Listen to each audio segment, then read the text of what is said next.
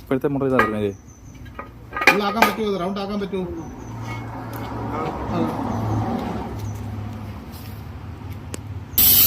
Heavy ലോറിയുടെയൊക്കെ clutch മാറുന്നുണ്ട്. സിനിമാപ്പറമ്പിലെ വർക്ക്ഷോപ്പാണ് കേട്ടോ Messi പറഞ്ഞു കഴിഞ്ഞാൽ. ഇത് കട്ടിങ്സ് ഉള്ള ക്ലച്ചാണ്, ഫുൾ റൗണ്ടുള്ള ക്ലച്ചാണ് ഏറ്റവും നല്ലത് വണ്ടിക്ക്.